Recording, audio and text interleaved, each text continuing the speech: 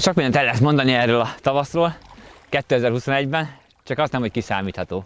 Amikor a srácokkal megterveztük ezt a horgásztúra gondolatát egyáltalán, akkor az volt az eredeti elképzelésünk, hogy megpróbáljuk kihasználni ezt a tavaszi felmelegedést, és a Balaton több pontján, több különböző technikával, módszerrel megpróbálunk pontyokat fogni, és ezt a végén megmutatjuk egy videóban. Ebből olyan biztos, hogy a tavaszi felmelegedés jó idő hiányában eddig elmarad. Most pontosan 5 fok van, de az elmúlt hetekben volt olyan időjárás, amikor már pólóban, majdnem rövidnadrágban lehetett a vízparton tartózkodni, viszont az elmúlt néhány napban pedig az ország több pontján is majd 30 cm hó esett. Igazi szeszélyes, szélsőséges tavasz. Tipikus április. Egy biztos, én itt vagyok a Balaton talán legnyugatibb pontján, míg múlt héten Rokolya Péter és Szaják Benedek kollégám pedig valahol nagyjából ott horgáztak a Spitz környékén, és jövő héten fog érkezni Erdélyt, ami hát valahol még attól is messzebb a Balaton egy másik pontjára. Ebben a filmben olyan helyszíneket szeretünk volna bemutatni a Balaton körül, ami bárki számára elérhető. A másik nagyon fontos dolog, hogy több különböző módszerrel szerettünk volna horgászni pontyra. Ez azt jelenti, hogy én dobós módszerrel horgászom, mint Rokolya Péterék, Szaják Benedekkel például behúzós technikával horgásznak. Nem kérdés, hogy az ő módszerük és az ő technikájuk nyilván sokkal szelektívebb, sokkal nagyhalasabb lesz, de én úgy gondoltam, hogy mindenképpen megér a filmnek egy szegmenset, a parti dobós horgászat is.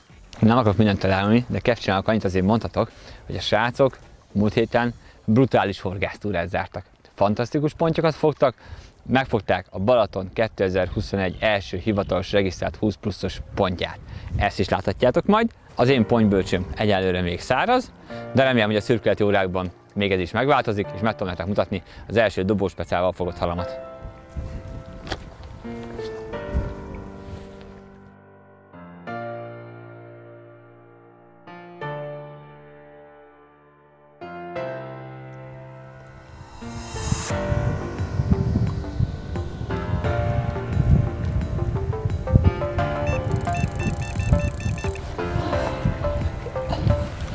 Elég jó kis húzós kapás hideg víz ellenére, és ahhoz képest, hogy ez volt az első csippalás a túrámon, nem mondanám, hogy a legapróbb hal lesz. Szürkülettől vártam, azt megkaptam a sötétségtől. Nagyon oldalazik, nem jött a kövek között ez annyira nekem most. Nem tudom, hogy a vízben mennyi kő van. Nem szeretnék kellemetlen meglepetéseket. Nem ismerem annyira a területet. Az igen. Elég szép töves, jól látom. Itt van megészkezel a lábam előtt a kövek között. Szeretem magasan tartani a botot. Hát el tudom kicsit irányítani a kövek szélétől a zsinort. Nem hiányzik a baj. Ez igen. Megvan a hal! Nem tudom, hogy a sötétség hozta, vagy a szél, vagy a jó csali választás, de ő már az enyém. Elvisszahozta a csalimat is. Nem sajnáltam tőle, 24-es Wafter csali, egy szem. Ő az édeset választotta, Kókusz tigris magyaró. Úgy gondoltam, hogy ott itt mostában mindenféle idő. Egyik szerelékemmel megpróbálok édes csalit, másikkal megpróbálkozok fűszeres meg halasvonalon. De én most így kapásból az édeset választotta. Tele van meglepetéssel ez a mai horgászatom. Egyrészt nem gondoltam volna, hogy még ma vizes lesz a bölcsőm, de szerencsére az lett. Aztán vártam, hogy estére egy picit eláll a szél, ehelyett még jobban felerősödött, és ami a legjobb meglepetés, hogy egy szuper pontot sikerült fognom dobós pecával. Itt egy gyönyörű töves, szerintem közel 10 kg, nem is tudom, az egész horgászatra nem kívánhattam volna szerintem ekkora pontot, nem hogy első kapásra. Nézzétek meg! Minden uszonya rendben van, egészséges, duzzadó, szép nagy pocakos töves. Csak úgy rohant a 24-es csalival. Pedig a víz még hideg. Éppen, hogy csak 8 fokos.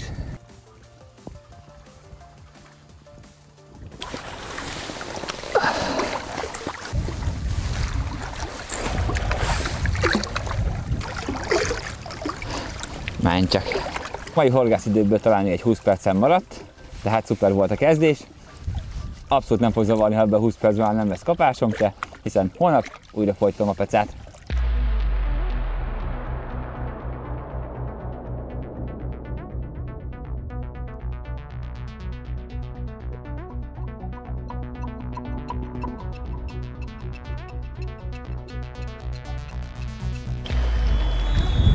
Nem is lesz ez rossz. Fütyül még a zsinyor a gyűrűk között. Lesz neked tavasz és jó idő.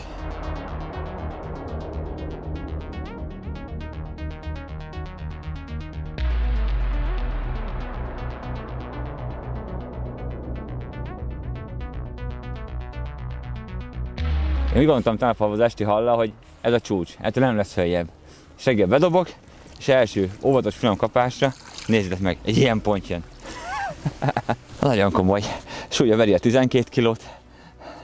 Engem meg a boldogság, hogy ebbe az hidegbe ilyen jó halakat tudok fogni. Igazi jó állású, hatalmas, pocakos télponty. Egy gyors fotó, és mehet is vissza a Balatonba.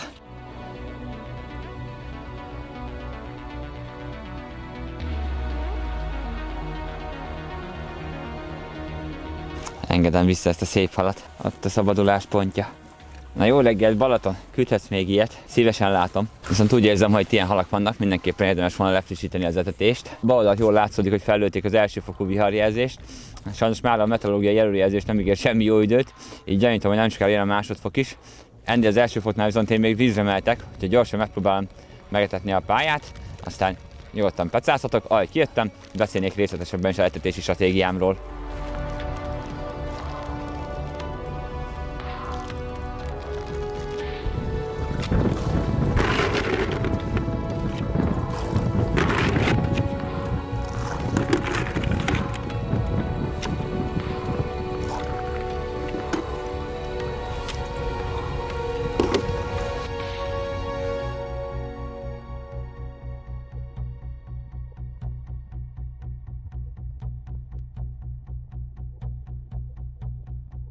Azért oké, hogy dobóspecára érkeztem a Balatonra, de ez nagyon más, mint egy átlagtavi horgászat.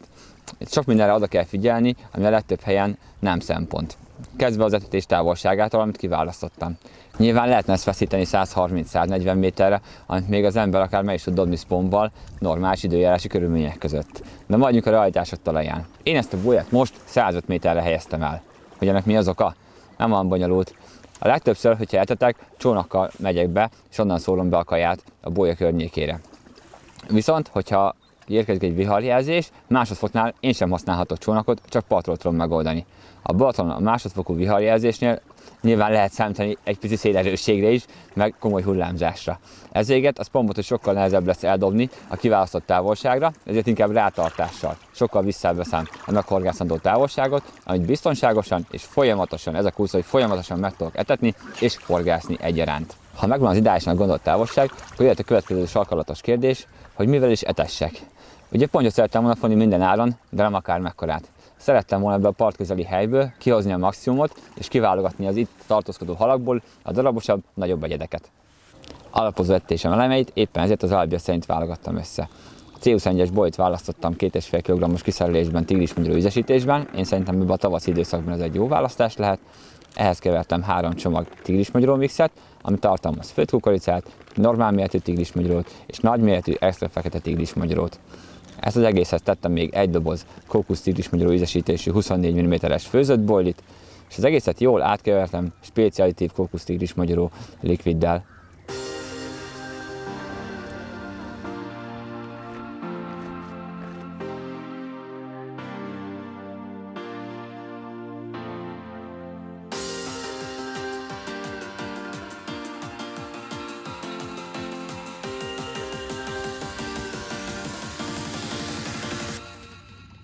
Amikor elkészült a keverék, ezt a teljes mennyiséget bevittem a bólya mellé, és megpróbáltam egy kicsit nagyobb, ilyen 8-10 négyzetméteres területre szétszórni, ami majd bízom benne, hogy bevonza a pontyokat, és helyben tudom addig tartani, még kapásra nem bírom őket.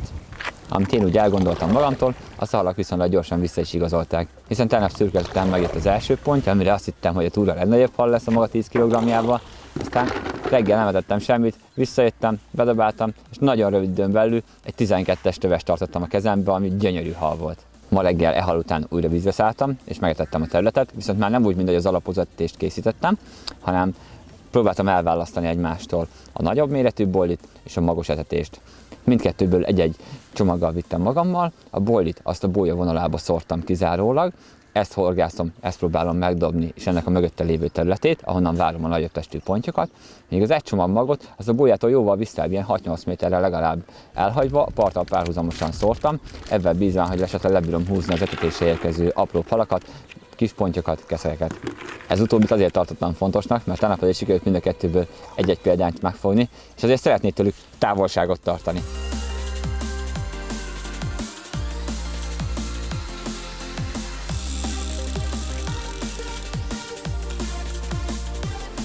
Esős idő meghozta a kedvüket, amit én egyáltalán nem bánok. Remélem, ő sem lesz kisebb, mint elődei.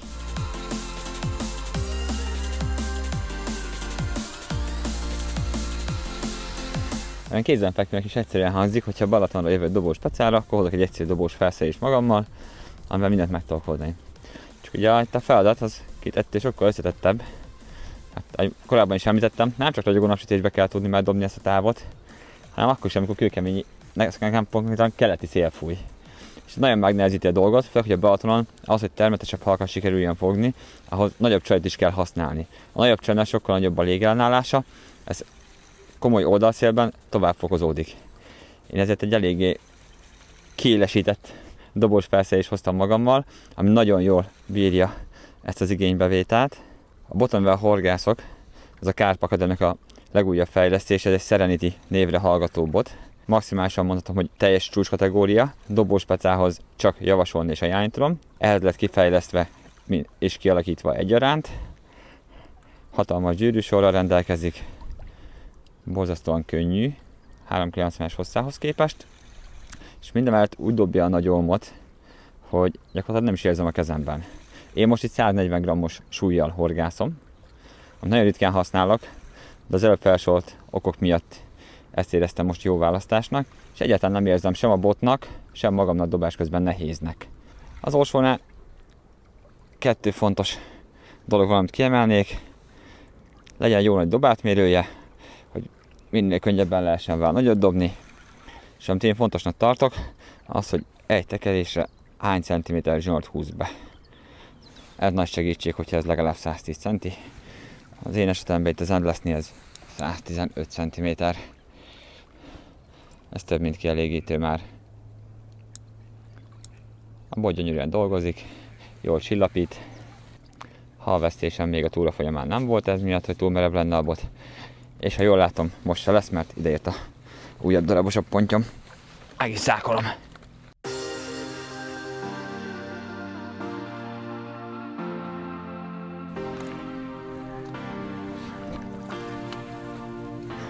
Élmény itt a kövek között.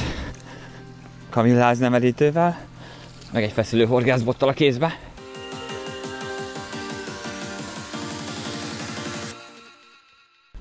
Azaz. Tökéletes. Inkább bejövök el itt. Nem szeretnélek áthúzni itt a köveken.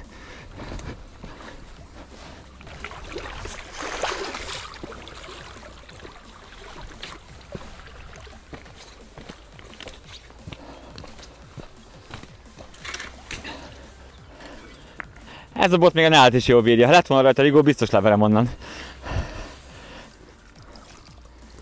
Szép egészséges darab ő is.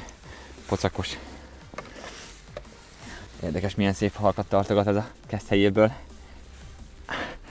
Őbe se tudok belekötni. Nem is szeretnék. Csak fogni még egy párat belőle. Azért az jól látszik, hogy a jól megválasztott stratégiával itt is azért kiválogathatóak a darabosabb egyedek.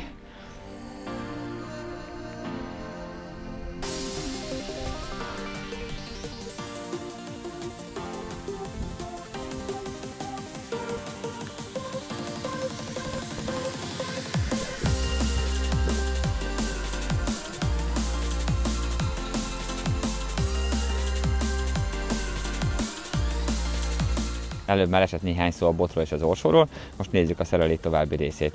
Az orsó dobjára 0,25-ös lónkásztány főzsinort kercseltem, ez nagyon jól bírja a távoli dobásokat, de viszont, hogy a nagy terhelést elbírja a dobás közben, erre tettem egy 0,23-as Power Pro fonott dobóelőkét, ez nagy segítség a dobásoknál és a fárasztásoknál egyaránt. Ennek végére PB Hit & Run inline végszeléket kötöttem, amelyre rátettem a már említett 140 g-os olmot, ez biztosítja a nagy pontos dobásokat. Előkének már jó bevált klasszikus PB Product Jelly Wire 25 librás változata, egy gamakacsú horoggal, egy horogbefordítóval és a 24-es csali, és itt is jól látszódik, ami nekem nagyon fontos, az, hogy mekkora távolság van a horog és a csali között. Ezért próbálom szelektálni, hogyha fel is tudja venni a kisebb ponty, akkor esetlegesen az ne akadjon meg a horgomon, hanem kifújja, és lehetőséget biztosít arra, hogy ötésre érkező nagyobb egyedek is fel tudják szívni a csalimat.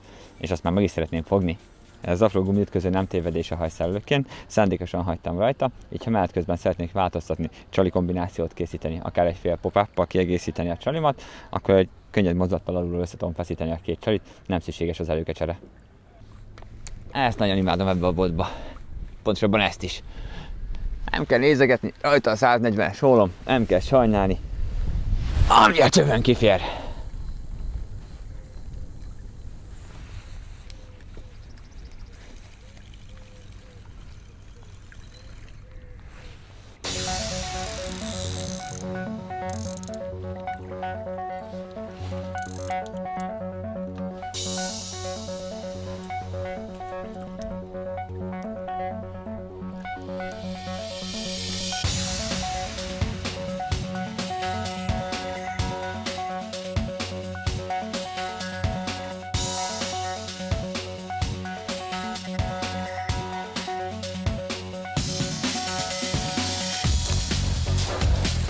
Úgy látom, megint esetétet várták a halak.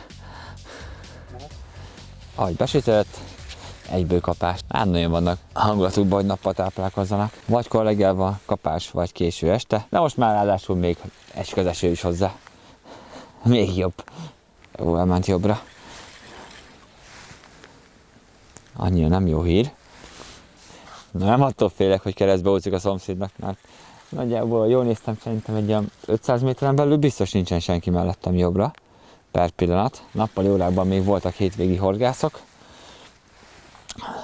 de ők már elmentek, nem várták meg a főkapásidőt. Értem én, hogy az eső nem túl csalogató a horgász számára, de azt már régen tudjuk, hogy ami nem jó a horgásznak, az bizony jó a halnak. Na, a kis morcos megérezte a part közelségét, aztán egyből durcizik. Érzi, hogy ebből még baj is lehet. Na, nem akarsz közelebb jönni? Léci, léci. Ide, neked is jobb lesz. Értem én ellenszembeket. Azaz! Úgy. Az most már helyeden. A felasztás végén érdemes nagyon vigyázni, mert a kőoldal is nagyon éles, de a rajta megtelepülő kagyló az még élesebb. Gyorsan kivégzi a főzsinort, és búcsút vesz a halunk, anélkül, hogy megköszönte volna a csatát. De én most már az enyém.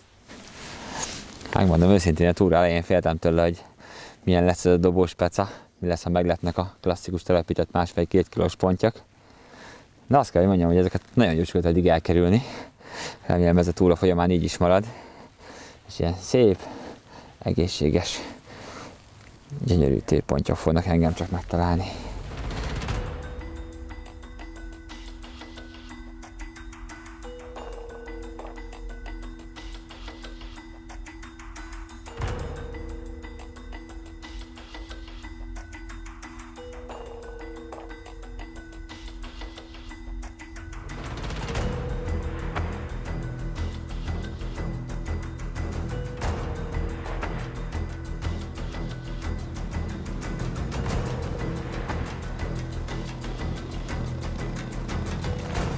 Végre már egy lélegzetvételnyi idő két eső között, de én mindig szemelkél, de egyáltalán nem bánom, hiszen az eső tapasztalataim alapján fantasztikus halakat hoz.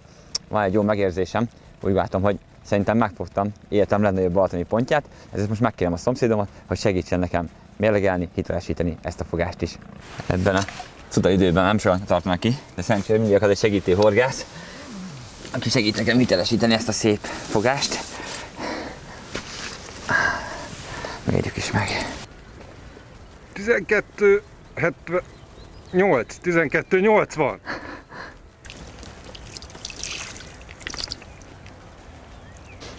Köszönöm szépen a segítséget a mérlegeléshez. Nagyon jó élmény volt. És és mindig a legnagyobb esélybe.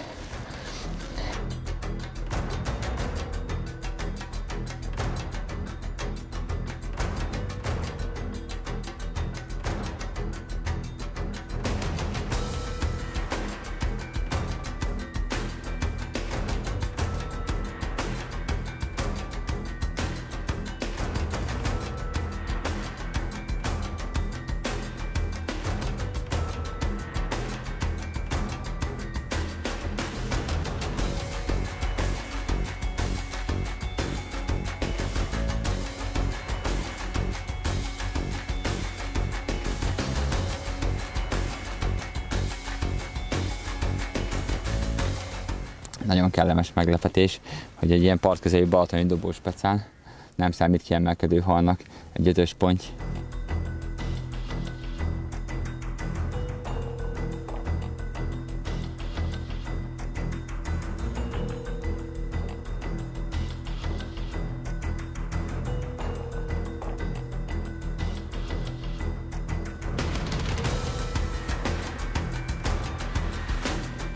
Ez a túra sokkal többet adott nekem élményben, mint amire a kezdeteknél számítottam. Esőben sem volt hiány, most is esik, és honnan jön még több, nehezemt én már nem fogok megvárni, az én horgásztúrám itt ér véget. Nézzük a következő helyszínt, ahol a kollégák már behúzós horgászattal kergetik a Balaton nagy pontjait.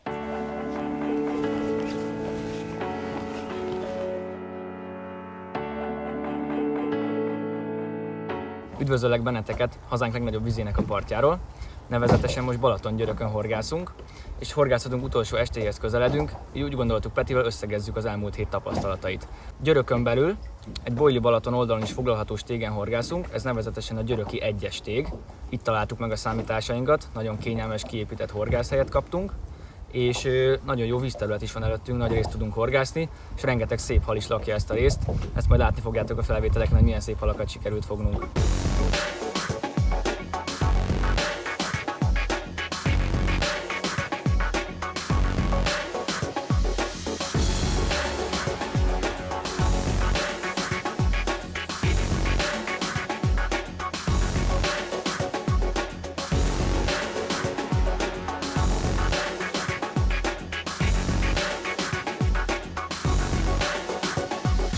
De ne szaladjunk ennyire előre, mint minden horgászat, ez is helykereséssel indult.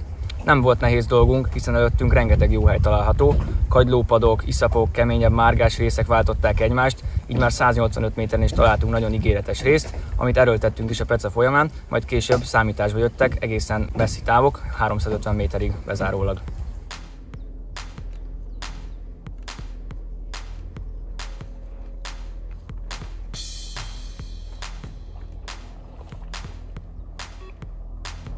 Oda nézz, figyelj! Én a földön nincs. Dupla kapás.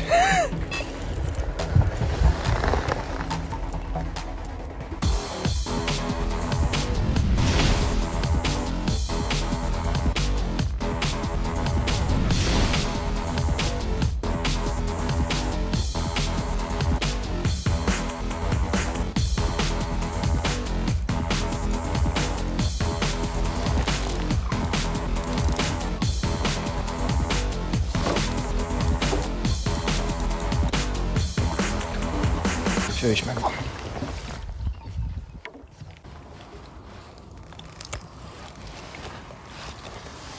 A dupla 24 mm-es Spicy Red Liver.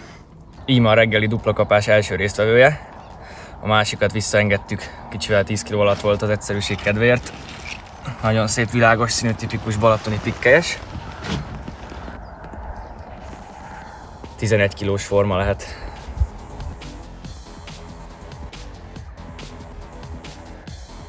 Szevasz, szöcskes! Üld a nagyapádat!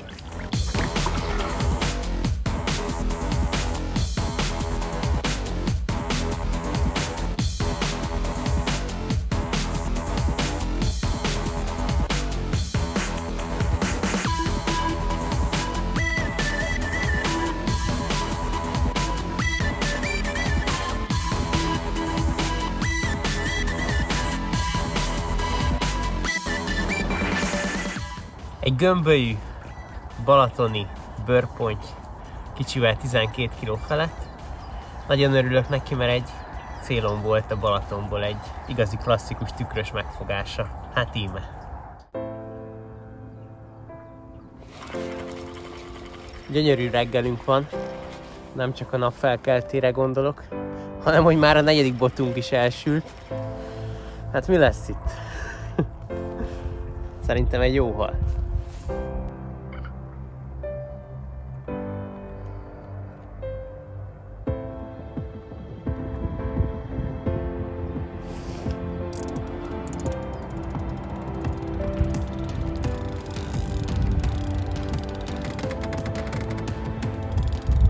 Nem egy utolsó dolog ebbe a panoráma fárasztani így reggel.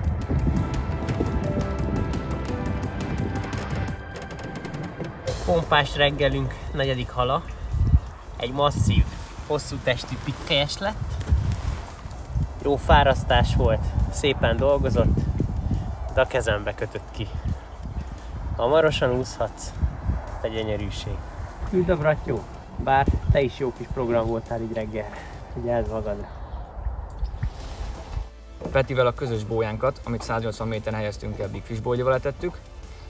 Nekem a másik botom egy 260 méteren található kemény márgás rész volt, a Spicy Retrieverre letettem, illetve amíg fogtuk ezekről a botokról a szebbnél szebb pontyokat, számításba jött egy benti táv, ugye a 350 méteres, amit korábban említettem is.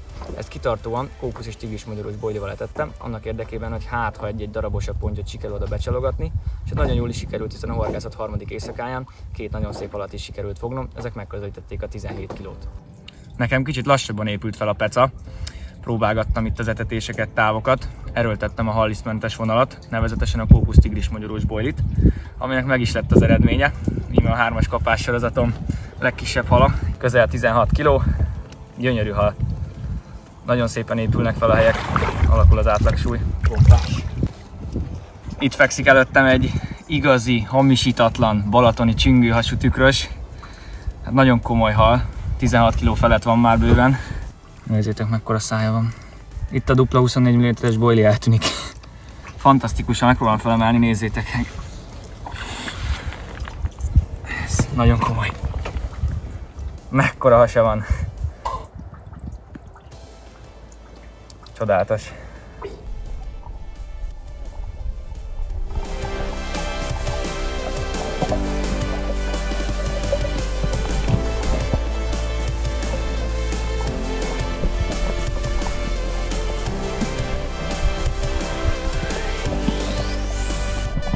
Alaposan felpörögtek az események, íme a kapássorozat legnagyobbja. Ő már alulról súrolja a 17 kilót, és szintén a kókusz tigris magyarós bojli volt a nyerő. Úgy tűnik, hogy a darabosabb pontyok azért kedvelik ezt az ízvilágot. Meg is próbálom megemelni. Nagyon jellegzetes, ha gyönyörű. Hops, kicsit még morcos. Na. Oda nézzetek. Milyen púpos.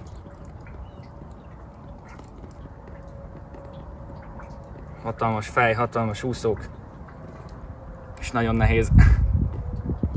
A viharos szél és a változékony időjárás végigkísérte horgászatunkat. Itt aztán tényleg volt minden. Éjszaka komoly mínuszokkal küzdöttünk, illetve a pontyokkal. És egy kicsit beszélnék arról, hogy nekem mi működött ezen a horgászaton.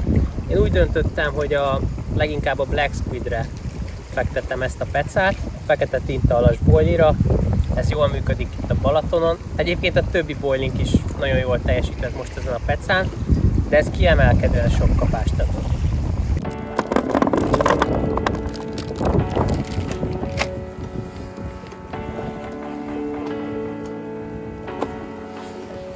Az őrült időjárásból az utóbbi évek legjobb túrája lett, sorban jöttek a szebbnél szebb halak, de volt bizony, hogy a viharos szél és a viharjelzés miatt nem tudtunk vízre szállni, ilyenkor vettük jó hasznát az etetőhajónak, mely könnyedén szelte a hullámokat.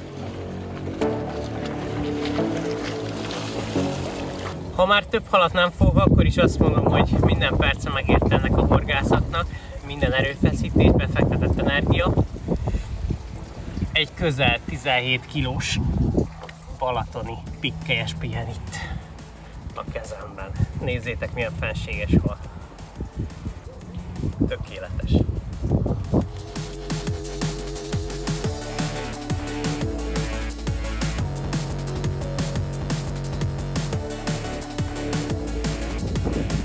A szeszélyes időjárás végigkísérte horgászatunkat.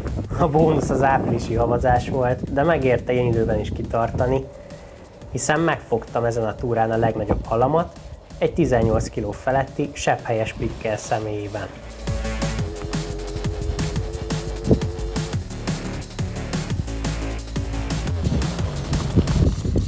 Jó csata volt bent a hullámok között, sokszor idegörlő volt, de végül győztem, és nagyon-nagyon örültem ennek a szép halnak.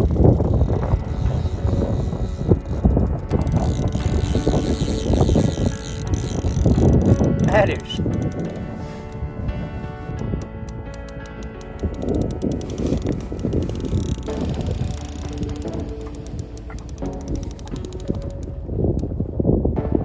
A kitartás rendre kifizetődik, ebben a cudaridőben is.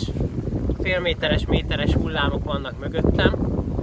Egy napig volt bent a balos botom 350 méteren, dupla 24-es Black Squid-del az etetés szélén, és 2 apró csippalás formájában. Ma reggel megjött a legnagyobb balatoni pontjom ezen a horgászaton. Itt van egy 18 és feles sebhelyes töves.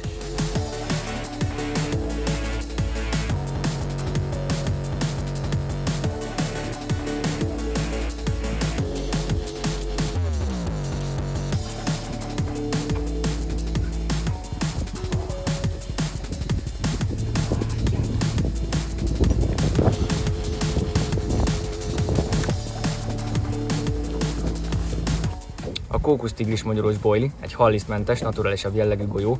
Nagyon bíztam benne, hogy sikerül vele kicsit szelektívebben horgáztom, és talán a nagyobb testi pontjukat becsapnom. Csalikat egy kb. 35 cm hosszú előként kínáltam fel.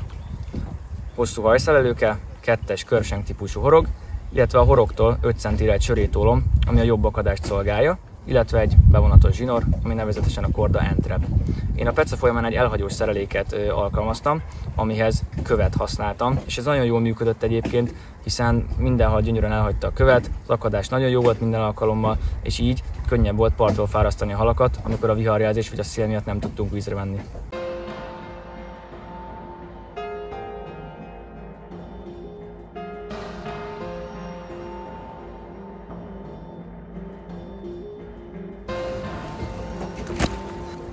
És íme a nyerő Csali. 12 órát várt a vízben, és utána beadta életem halát.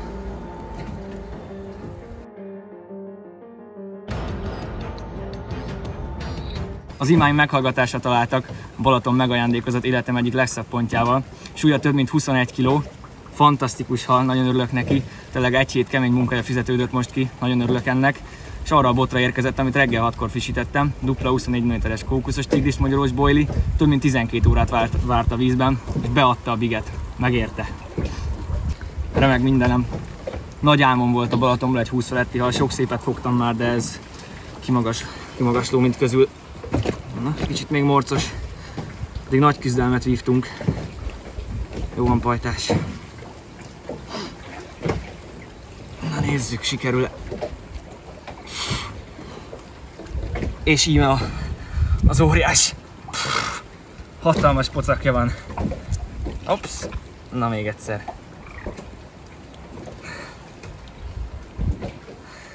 Fantasztikus. Leírhatatlan az örömöm, tényleg ez. Minden várakozást felülmúlt ez a hal.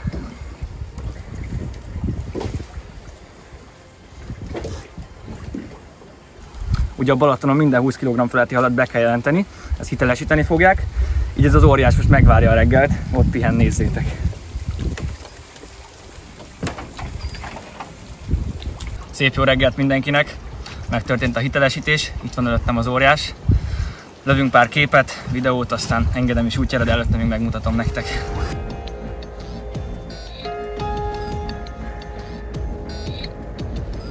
Látszik, hogy nem volt még horgom, ott az én egyetlen horog ütött a sebem. Az az első.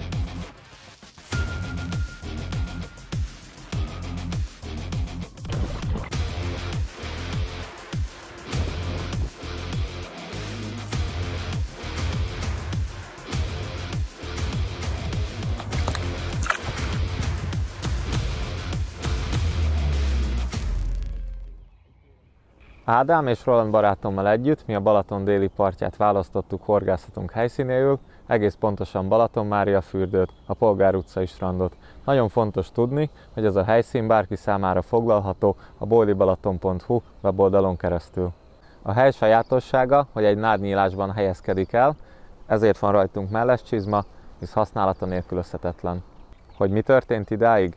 Érkezés után felállítottuk a tábort, majd mellescsizmába ugrottunk, vízbe elhelyeztük állványainkat, ezen ugye felállítottuk a botokat, illetve a csónakot is a vízbe kötöttük ki.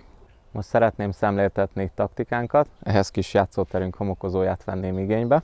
A nádnyiladékunk bal oldalán foglaltam én állást, középen Roli, mellette pedig Ádám. Első bójámat az állásunk bal oldalára körülbelül 400 méterre helyeztem el, illetve a másik szerelékemmel kimaxoltam a maximális távot, ez 450 méter. Roland a kettő etetésem közé 420 méterre helyezte el a kinti bójáját, és a másik szerelékével ő is kimaxolta a maximális távot, ez 450 méter úgy szintén. Ádám egy kicsit kintebb próbálta meg, durván 380 méteren, illetve a benti bójája, mint nekünk is, neki is 450 méter volt. Így azért lefettünk egy egész nagy területet, illetve több sávban is próbáltuk. Jó magam, kókusztigris magyaróval erőltettem a kinti bóját, ezt az első 1-2 napban nagyobb területen szórtam el, illetve 2 nap után koncentráltabban erre, még némi tigrismagyarót is szórtam. Benti etetésre kizárólag fekete tintahalas boilit használtam, erre már mag nem került. Csalinak az ehhez passzoló Big Wafters boilikat használtam, eleinte egy szemet, majd áttértem a duplára. Az első kapásig durván 12 órát kellett várjak.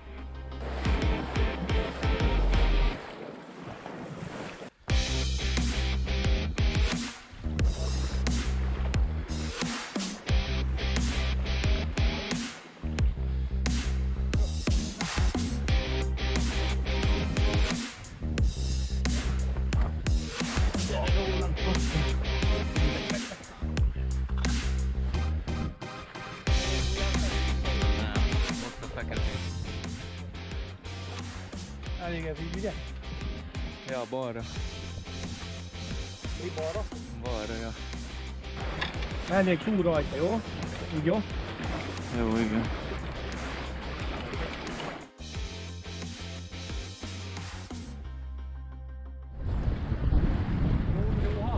Nem tudom.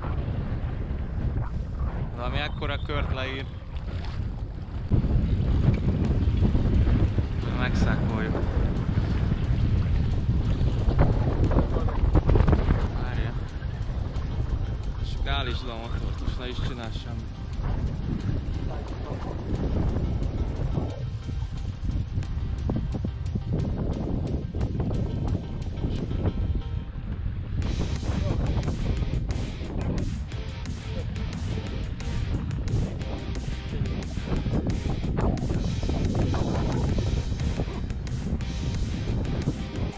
Egy szép töves, mely egy szem Big Wafters fekete tintahalas boilira érkezett a benti távról, mely 450 méter.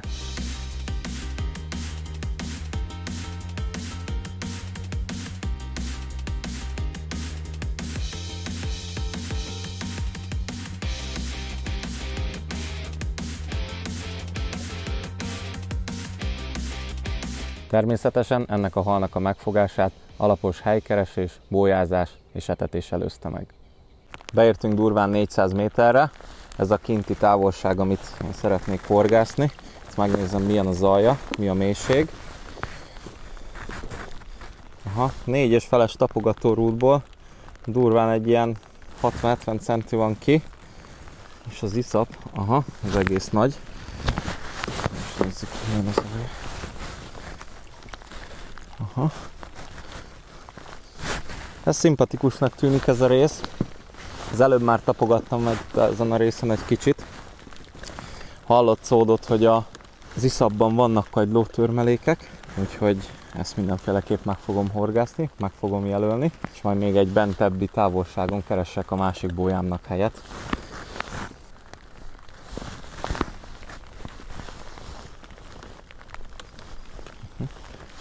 Szimpatikus az a rész. Mindenféleképp megjelölöm.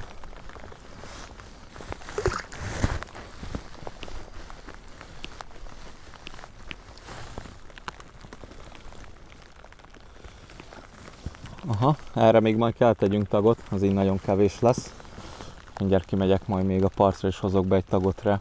Erre a benti bójára kizárólag Blessfidet fogok szórni. Minél nagyobb területen. Eldobálgatjuk.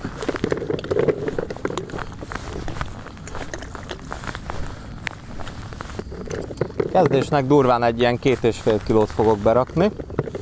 Aztán majd halanként pótlom a szetetést. Reményeim szerint a hétre 15-20 kg elégnek kell, hogy legyen. Sikerült elhelyezni mind a két bójámat, remélem, hogy jó helyeket választottam. Most irány a part kifele, hiszen még be kell hozzak egy bójatagot, aztán kezdődhet a peca.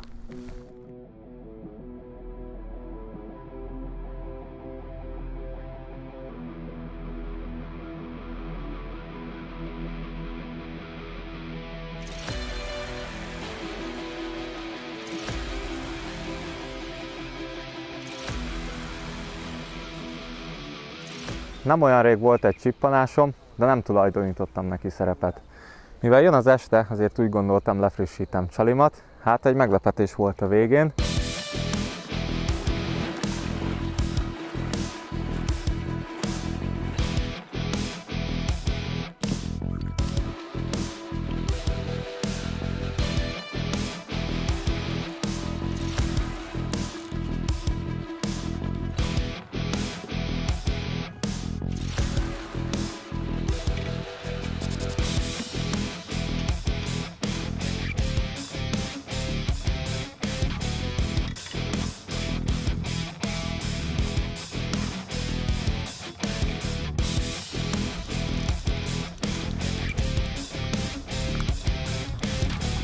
Amiért nem húzta tovább, vagy amiért nem tudta tovább húzni a szereléket, az azért volt, mert elkapta a bójámat, feltekerte magát, de egy rövid szabadítás után sikerült megszákolni ezt a szép tövest. Mi van? Halambót. Na, mekkora? Hát, majd kiviszem. Szép nyurga, ilyen töves 10 forma. Akkor mondd majd, hogy találkoztam Jasperóba. Na jó van, elintézem alatt, azt akkor megyek ki. Mennyi idő? Hát, még kiszedem a horgot, beemelem, újra csalizok, lerakom, azt megyek ki. Akkor 1 óra, jó van. 20 perc. Na jó van, intézem. Szavasz, gyerekem. Cső.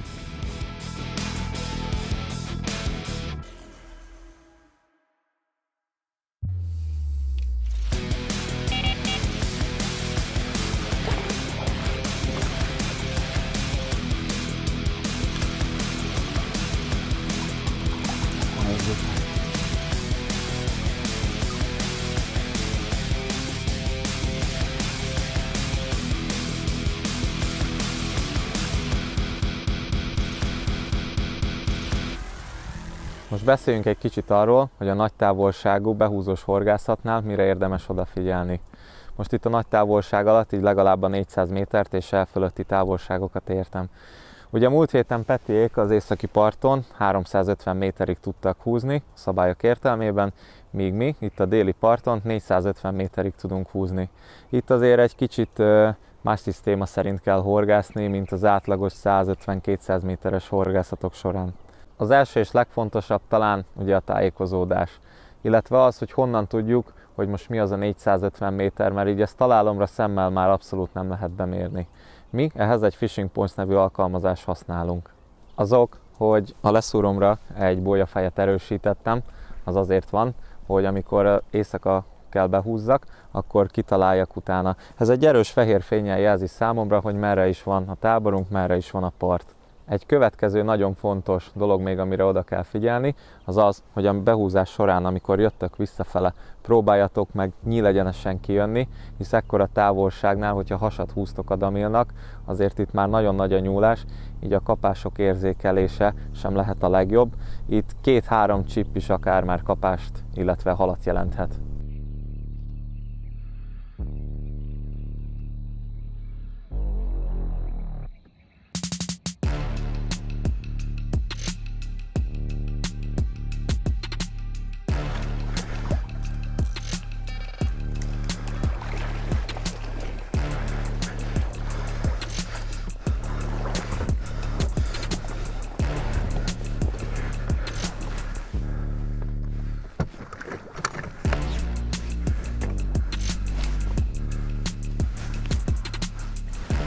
Az esti frissítés óta nem telt el körülbelül 2 óra, és már is elhúzta a 2 szem Black Squid-et. Lassan beérünk a bójához. Nem sokára utolérjük a tettest. Itt van már előttünk. Megvárt, nem ment túl messze a bójától. Kíváncsi vagyok, hogy ki az elkövető. Aha. Egy szép töves. Ez az.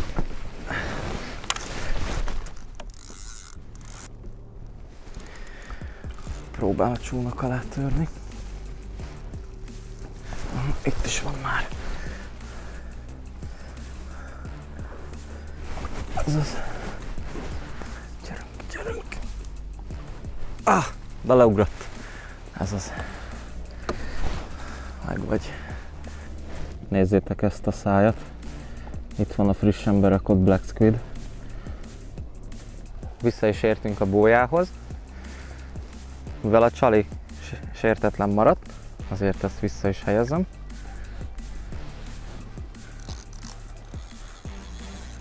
Oké, kicsit rámelek, kihúzom az iszapból, arrébb rakom.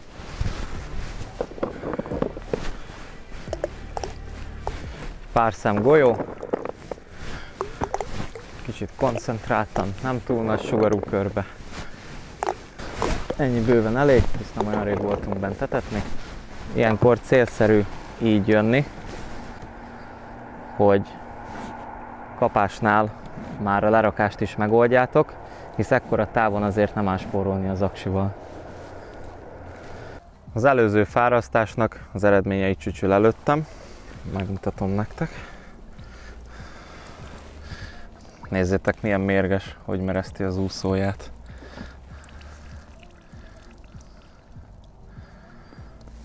Mint láthattátok, 2 szem tintahalas waftersra csábult el. Úgy néz ki ezen a túrán, ez a nyerőcsali számomra. Menj, barátom! Vár a víz.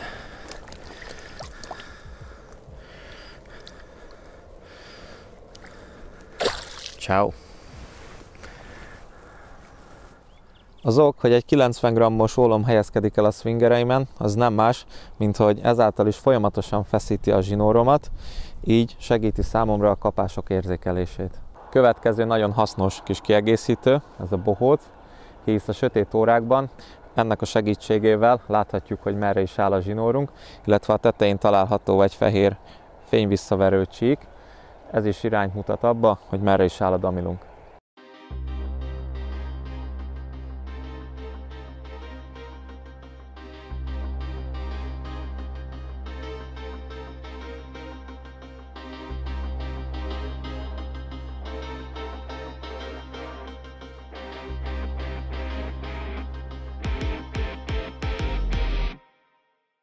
A reggeli dupla kapás eredménye, az a 2 szép töves, a Jádámnak és nekem is a benti bójáról jött, kb. 450 méterről. Ezt nézzétek.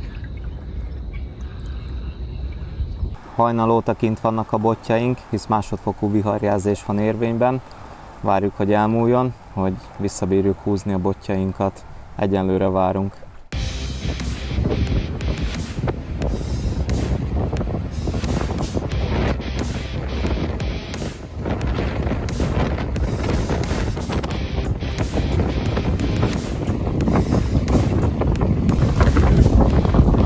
Egyre rosszabb, hogy ez a mai nap horgászattal úgy néz ki, nem fog eltelni. Megpróbálom valahogy kimenteni a botomat, aztán meglátjuk, hogy mikor lesz vége.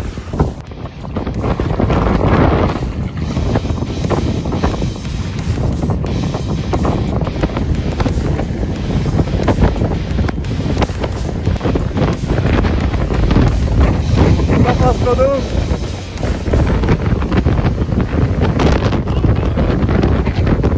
Jelentem, túléltük a vihart. Brutális kemény volt, 80-90 km/h északi szél, hát fogni kellett a sátrat.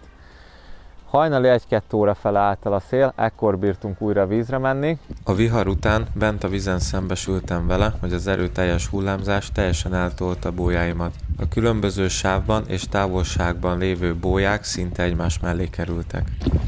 Hát ezek egész biztosan nem ilyen közel voltak egymáshoz lerakva, kb. 10 méter. Szerelékeinket újra elhelyeztük, és ezután Ádám botja is ültek el egymás után.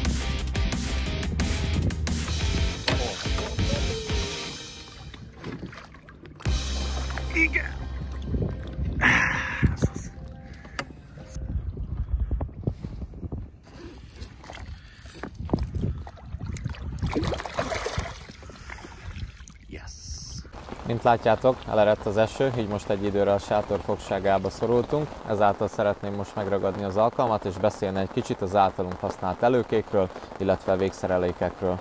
Ezen a túrán alkalmazkodva a helyi szabályokhoz használtunk egy running riget, ugye elhagyósra szerelt végszerelék esetén nem lehet olmot használni, csak is ilyen formában.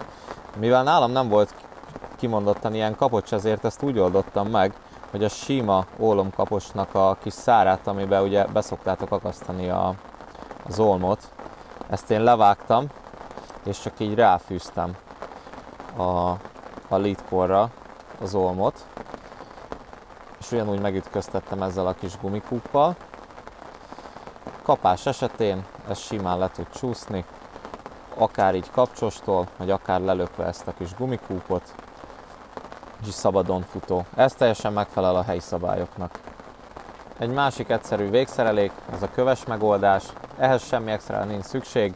Egy fél centi átmérőjű kis gumibelsőből kivágott kis darab. Ezt egyszerűen bele kell akasztani az ólomkapocsnak a klipszébe, és már mehet is bele körülbelül 350-400 g-os kősúly. Nagyon fontos, hogy kő esetében egy nagyon picit nehezebbet használjatok, mint amit az ólom esetében használhattok, hisz vízben teljesen másképp viselkedik.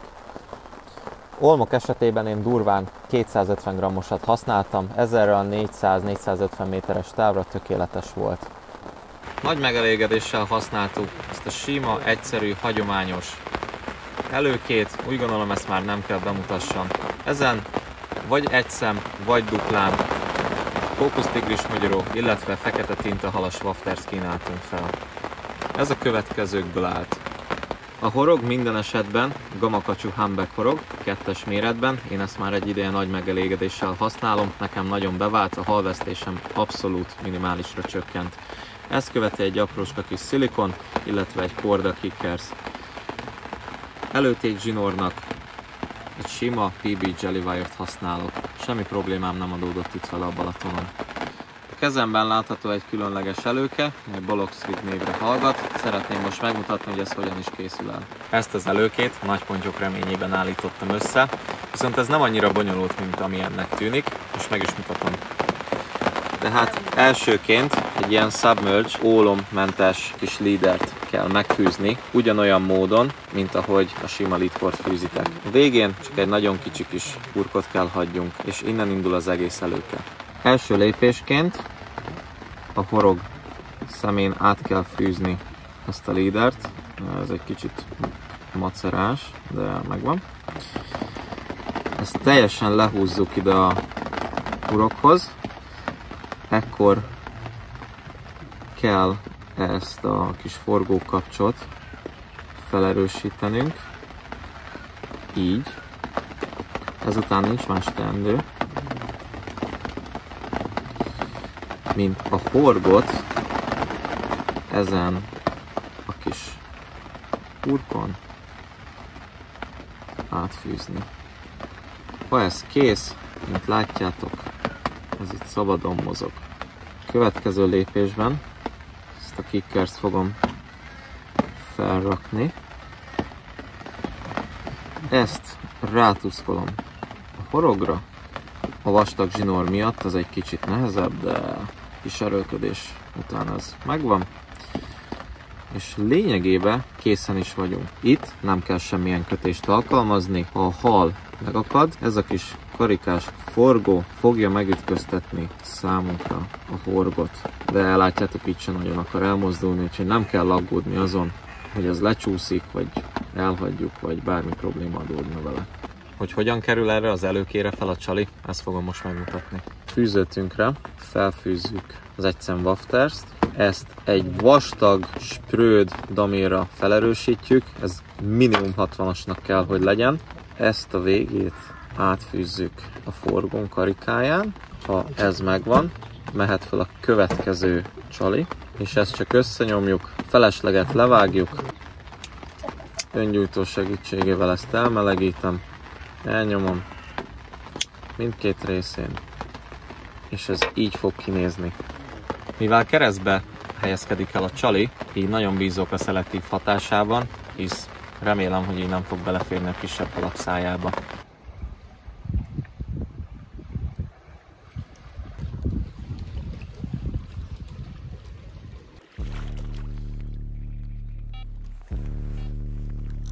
Túránk 4. reggelén egymás után sültek el a botok. Míg a fiúk bent csónakból fárasztottak, én így jobb híján az előttünk lévő stégre felmászva kezdtem meg a csatát.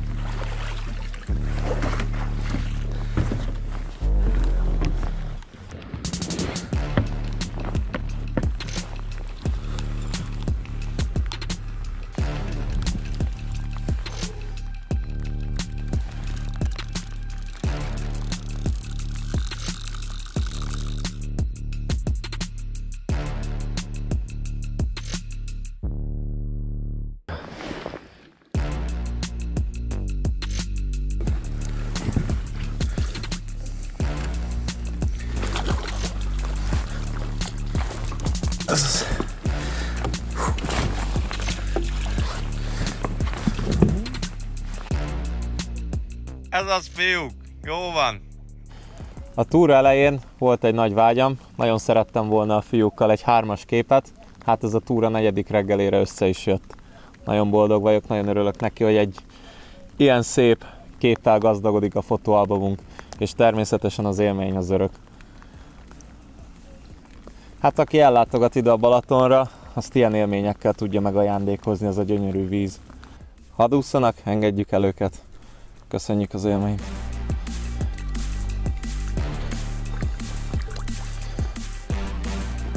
Akkor mehet a verseny! Az enyém már vezet!